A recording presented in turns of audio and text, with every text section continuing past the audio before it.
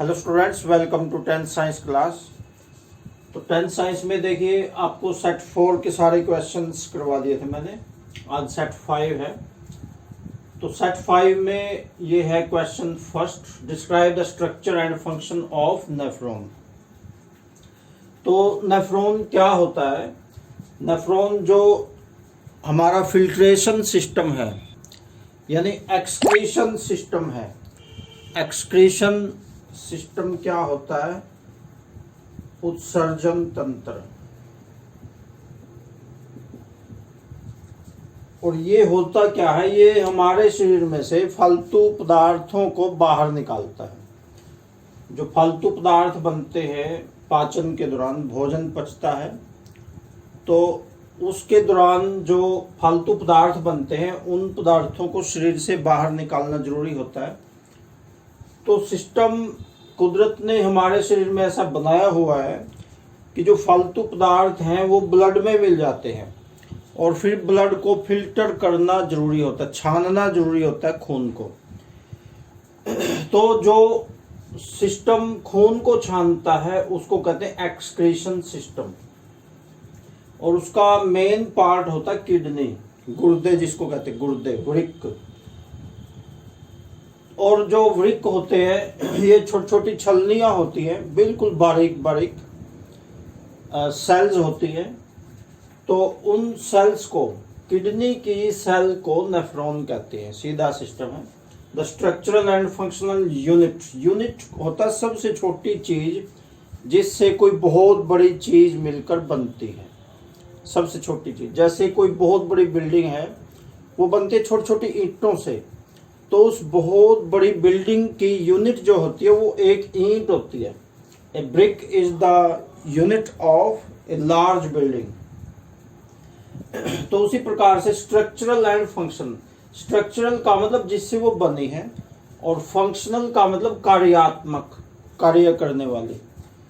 तो संरचनात्मक और कार्यात्मक इकाई को, वृक्क की संरचनात्मक और कार्यात्मक इकाई को वृक्काणु कहते हैं, नेफ्रॉन। तो हमारी बॉडी में 2 किडनीज होती हैं और एक किडनी में लगभग 10 लाख से 15 लाख नेफ्रॉन्स होते हैं। 1 to 1.5 million, 1 to 1.5 million nephrons होते हैं। 1 मिलियन होता है 10 लाख, तो 10 लाख से 15 लाख नेफ्रॉन्स होते हैं। तो इसकी जो कार्य प्रणाली है और स्ट्रक्चर है वो डायग्राम से समझनी जरूरी होती है। तो देखो, ये है स्ट्रक्चर ऑफ नेफ्रॉन। इसमें सबसे मेन होता है ऊपर बोमेंस कैप्सूल, ये वाला, ये बोमेंस कैप्सूल होता है। और ये होती है रीनल आर्टरी, और ये रीनल आर्टरी की एक ब्रांच होती है, ब्रांच ऑफ रीनल आर्टरी। और ये होता है रीनल वेन। आर्टरीज और वेन आपको बताया था, धमनी और शिराएं। तो और ये इसके बीच में यहाँ पे होता है ये कलेक्टिंग डक्ट, यहाँ होता है। ये वाला जो बाहर निकाल के दिखा रखा है ये एक्चुअली में अंदर होता है, यहाँ पे कलेक्टिंग डक्ट। और ये टेबुलर पार्ट ऑफ नेफ्रॉन होता है, ये वाला। तो ये स्ट्रक्चर होती है नेफ्रॉन की। और ये उसका मैग्नीफाइड व्यू है। वैसे तो इतनी छोटी होती दिखाई नहीं देती, लेकिन इसको माइक्रोस्कोप से देखते हैं तो नेफ्रॉन इस टाइप का दिखेगा। तो देखो, इसमें मेन पार्ट होता है बोमेंस कैप्सूल। तो ए पार्ट है इसका अल्ट्रा फिल्ट्रेशन इन बोमेंस कैप्सूल। तो बोमेंस कैप्सूल में क्या होता है? इसमें रीनल एट्रियोल होता है। और रीनल एट्रियोल जो होता है वो छोटी छोटी कैपिलरीज में डिवाइड होता है। Fine network of capillaries. Capillary क्या होता है? बिल्कुल बारीक बारीक पाइप होते हैं जो सेल्स तक ब्लड को लेके जाते हैं। ये इतने बारीक होते हैं कि दिखाई नहीं देते। तो फिर ये जो कैपिलरीज के जरिए ब्लड में से प्लाज्मा को अलग कर देते हैं, और उस प्लाज्मा में होते हैं urea, salts, glucose, amino acids and water होते हैं। तो सबसे पहले प्लाज्मा को अलग किया जाता है। उसके बाद बी पार्ट आता है टेबुलर रीएब्जॉर्प्शन।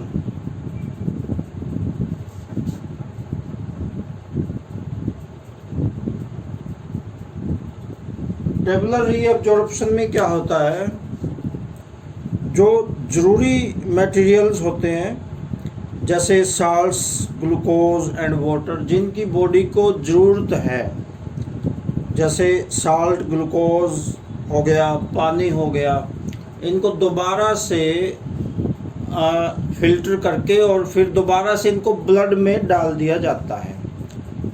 क्योंकि देखो सिस्टम ऐसा बना हुआ है बॉडी में कि सिर्फ ज़रूरी जो फालतू मटेरियल्स हैं वो ही शरीर से बाहर किए जाते हैं।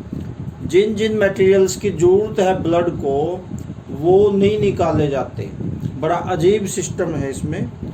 जो ज़रूरी मटेरियल्स हैं वो वापस ब्लड में छोड़ दिए जाते हैं। तो कई लोगों की किडनी जब फेल हो जाती है तो वो बहुत कमज़ोर हो जाते हैं। इसका मतलब ये है कि जो ज़रूरी मटेरियल्स हैं बॉडी के, जो ज़रूर चाहिए, उनको फ़िल्टर नहीं किया जाता और वो भी शरीर से बाहर कर दिए जाते हैं। तो जिससे जो पेशेंट है बहुत कमज़ोर हो जाता है, उसे कहते हैं किडनी फेलवर। इसका सी पार्ट है एक्टिव सिक्रेशन।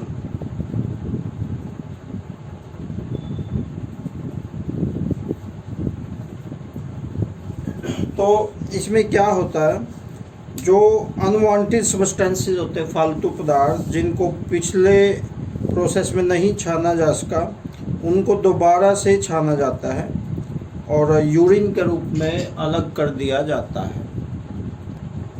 नेक्स्ट क्वेश्चन देखो, second question, what are the methods used by the plants to get rid of excretory products. Excretory products होता है फालतू पदार्थ। तो जैसे पिछले क्वेश्चन में आपको बताया था कि हमारे शरीर में से फालतू पदार्थ किस प्रकार से निकलते हैं, तो उसी प्रकार से प्लांट्स में भी तो फालतू पदार्थ बनते होंगे। तो वो किस प्रकार से निकलते हैं वो बताना है। तो प्लांट्स में सबसे ज़्यादा फालतू पदार्थ जो होता है वो होता है ऑक्सीजन। जो प्लांट्स के लिए फालतू पदार्थ है वो उसको हम यूज़ करते हैं, ऑक्सीजन को। और ऑक्सीजन बनती है फोटोसिंथेसिस प्रोसेस में। तो ऑक्सीजन को जो लीफ का स्टोमेटा होता है, पत्ते में स्टोमेटा होता है। स्टोमेटा क्या होता है, छोटे छोटे छिद्र होते हैं जिनके जरिए गैसों का आदान प्रदान होता है पत्ते में। तो उन पत्तों स्टोमेटा के जरिए CO2 अंदर आती है और ऑक्सीजन गैस बाहर जाती है स्टोमेटा के जरिए। तो जो ऑक्सीजन गैस है वो स्टोमेटा के जरिए बाहर निकल जाती है। और दिन में जो CO2 गैस छोड़ते हैं दूसरे जो जीव होते हैं, CO2 गैस छोड़ते हैं, तो उस CO2 गैस को प्लांट्स एब्जॉर्ब कर लेते हैं, फोटोसिंथेसिस प्रोसेस में उसको यूज़ करते हैं। तो इस प्रकार से दुनिया का चक्र चला हुआ है। जो CO2 हमारे लिए फालतू पदार्थ है, फालतू गैस होती है। तो हम CO2 छोड़ते हैं, उसको प्लांट्स एब्जॉर्ब कर लेते हैं और फिर प्लांट्स ऑक्सीजन गैस बना देते हैं CO2 की। तो ऑक्सीजन गैस अगर प्लांट्स ना बनाते तो धरती पे लाइफ पॉसिबल नहीं थी। इसके अलावा प्लांट्स में जो फालतू पदार्थ होता है वो ट्रांसपिरेशन के जरिए बाहर निकल जाता है। जो फालतू पानी भी होता है प्लांट्स में, तो वो ट्रांसपिरेशन के जरिए, ट्रांसपिरेशन इन लीव्स, पत्तों में से पानी जो होता है छोटे छोटे कणों के रूप में पानी, फालतू जो पानी होता है वो पत्तों के जरिए बाहर निकल जाता है। यही कारण है कि पौधे जो प्लांट्स होते, पेड़ होते हैं, उनके आसपास ठंडक रहती है। उसका कारण यही होता है कि पानी जो सूखता है उससे ठंडक बनती है। इसके अलावा प्लांट्स में रेजिन्स एंड गम्स बनते हैं, गोंद जो होता है, तो वो जो पुराने और इसके अलावा जाइलम टिश्यू होते हैं, तो वो भी पत्ते में इकट्ठे हो जाते हैं और उसके बाद पत्ते नीचे गिर जाते हैं। पतझड़ का मौसम जब आता है तो पत्ते पीले पड़ जाते हैं। पत्ते पीले पड़ने का कारण यही है कि जो फालतू पदार्थ होते हैं वो पत्ते में इकट्ठे होते रहते हैं और वो पतझड़ के मौसम में नीचे फिर वो गिर जाते हैं। इसके अलावा लेटेक्स बनता है, तो वो स्टेम्स एंड लीव्स में, तने और पत्तों में इकट्ठा हो जाता है। इसके अलावा प्लांट्स कुछ फालतू पदार्थ जड़ों में भी निकालते हैं, तो वो जड़ों से फिर वो फालतू पदार्थ जमीन में मिल जाते हैं। आगे नेक्स्ट क्वेश्चन देखिए, 35 का third question, how is the amount of urine produced is regulated. तो हमारे शरीर में जो पेशाब बनता है उसकी अमाउंट किस प्रकार से रेगुलेट होती है, यानी ज़्यादा पेशाब बनेगा या कम बनेगा, ये बात किस पे डिपेंड करती है। ये बात डिपेंड करती है ब्लड में कितना फालतू पानी है। अगर ब्लड में फालतू पानी ज़्यादा है तो जो किडनीज हैं वो पानी ज़्यादा फिल्टर करेंगी और कम है तो कम फिल्टर करेगी। तो फालतू पानी है तो यूरिन भी ज़्यादा बनेगा और कम पानी है तो यूरिन भी कम बनेगा। या आपने देखा भी होगा कि पानी ज़्यादा हम पीते हैं तो यूरिन ज़्यादा बनता है, कम पीते हैं तो कम बनता है। तो इस प्रोसेस को कहते हैं ओस्मो रेगुलेशन।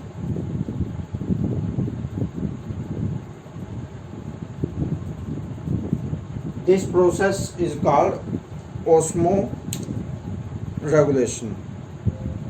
तो ओस्मो रेगुलेशन वो प्रोसेस है जिससे जो अमाउंट ऑफ वाटर है हमारी बॉडी में वो कंट्रोल की जाती है। तो यदि बॉडी में पानी ज़्यादा है तो नेफ्रॉन की जो टेबुल्स हैं, किडनी में नेफ्रॉन होता है और नेफ्रॉन में टेबुल्स होता है, वे थोड़ा पानी एब्जॉर्ब करती हैं और ज़्यादा पानी को बाहर निकाल देती हैं यूरिन के रूप में। तो इस प्रकार से यूरिन में पानी की मात्रा बढ़ जाती है। इसके बाद एक्सरसाइज के छोटे छोटे क्वेश्चंस हैं। पहला क्वेश्चन है, the kidneys in human beings are part of system 4। Kidney कौन से सिस्टम का पार्ट होती है? एक्सक्रीशन सिस्टम का। सेकंड क्वेश्चन है, the xylem in plants are responsible for. Xylem क्या काम करते हैं? पानी का ट्रांसपोर्टेशन करते हैं, transport of water. Third question है, the autotrophic mode of nutrition requires. Autotrophic यानी स्वपोषी पोषण को किस चीज़ की जरूरत होती है? इसने ए में लिखा हुआ है कार्बन डाइऑक्साइड वाटर, बी में लिखा हुआ है क्लोरोफिल, सी में लिखा हुआ है सनलाइट और डी में लिखा हुआ है ऑल ऑफ द अबव। तो जो पहले तीन लिखे हुए हैं सबकी ही जरूरत होती है फोटोसिंथेसिस में। ऑटोट्रोफिक न्यूट्रिशन फोटोसिंथेसिस प्रोसेस ही होती है। तो all of the above, D option इसका सही है। फोर्थ क्वेश्चन है, the breakdown of pyruvate to give carbon dioxide water and energy takes place in. Pyruvate जो टूटता है और उससे कार्बन डाइऑक्साइड, पानी और एनर्जी बनते हैं, तो वो कहाँ पे बनते हैं? सेल का कौन से पार्ट होता है जिसमें बनते हैं? माइटोकॉन्ड्रिया इसका आंसर है। तो अभी आज इतना ही कर लो। Okay, thanks.